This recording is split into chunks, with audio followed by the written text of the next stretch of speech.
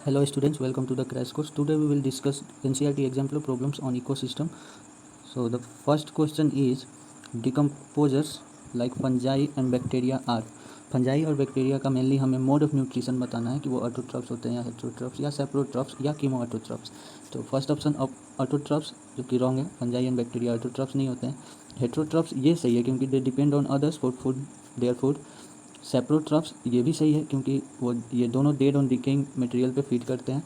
कीमोऑटोट्रॉप्स ये गलत है, दोनों खुद से खाना बनाते ही नहीं है, depends on other. So heterotrophs and saprotrophs right option.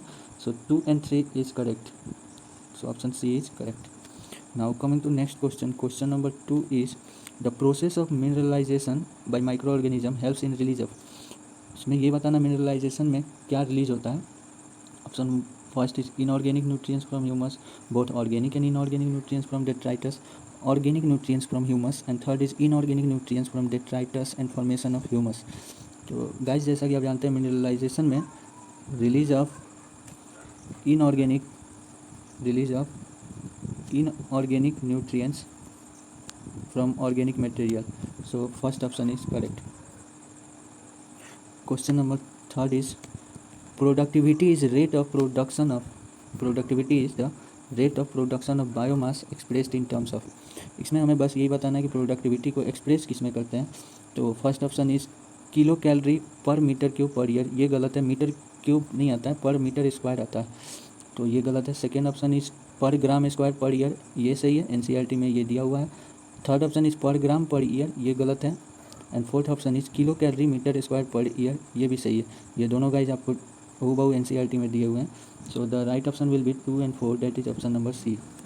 Coming to next question. Question number 4 is an inverted pyramid of biomass can be found in which ecosystem? Inverted pyramid biomass का इन्वर्टेड पिरामिड कौन से ecosystem में पाया जाता है? First is forest, नहीं। Second is marine, हाँ marine में पाया जाता है, मेरीन इकोसिस्टम में। बायोमास का जो पिरामिड होता है वो इन्वर्टेड होता है, क्यों? क्योंकि फाइटोप्लैंक्टन्स का बायोमास कम, फिर उससे ज़्यादा स्मॉल फिशेस, फिर उससे ज़्यादा लार्ज फिशेस, तो ये इन्वर्टेड आता है। ग्रासलैंड में इन्वर्टेड नहीं आता, टुंड्रा में भी इन्वर्टेड नहीं, तो right option will be B.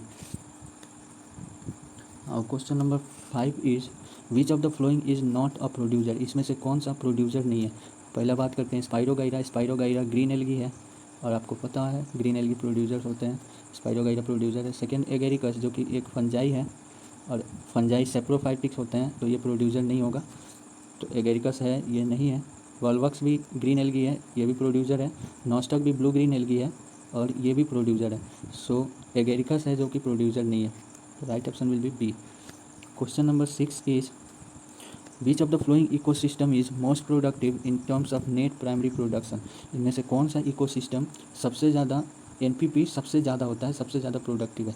तो first option is desert, second is tropical rain forest, third is oceans, and fourth is estuaries. So the right option will be tropical rain forest, क्योंकि guys यहाँ पे biodiversity एक तो सबसे ज़्यादा है और बायोमास भी सबसे ज़्यादा है, तो the right option will be B. Question number 7 is pyramid of number is always upright, always inverted, either upright or inverted, neither upright or not inverted। तो नंबर का पिरामिड क्या होता है जनरली गाइज, मतलब क्या क्या हो सकता है? तो इसमें राइट ऑप्शन होगा option number C, it may be either upright और इन्वर्टेड। अपराइट किस में होता है? अगर नंबर का देखें तो अपराइट होता है लाइक ग्रासलैंड्स में, जबकि इन्वर्टेड की बात करें गाइस तो इन्वर्टेड आपको ट्री इकोसिस्टम में देख सकते हैं, इन्वर्टेड पाया जाता है, और ग्रासलैंड इकोसिस्टम में upright. So the right option will be C.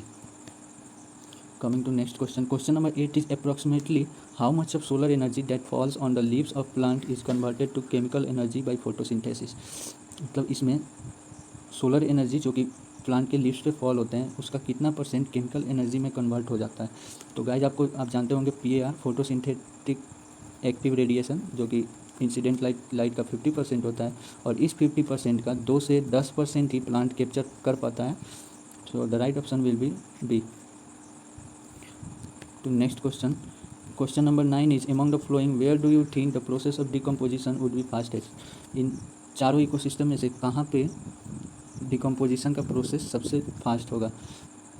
Tropical rain forest, Antarctic, dry arid region and alpine region. Right answer will be A, tropical rain forest, क्योंकि यहाँ पे एक तो हॉट एंड ह्यूमिड क्लाइमेट होता है, जिसके चलते जो सेप्रोफाइटिक बैक्टीरिया होंगे, फंजाई होंगे, ये बहुत ज़्यादा ग्रोथ करते हैं। हॉट एंड ह्यूमिड क्लाइमेट में ग्रोथ बहुत ज़्यादा होती है और दैट्स वाई ये डिकम्पोज भी बहुत जल्दी करते हैं। तो right option will be A, tropical rain forest. Next question is 10।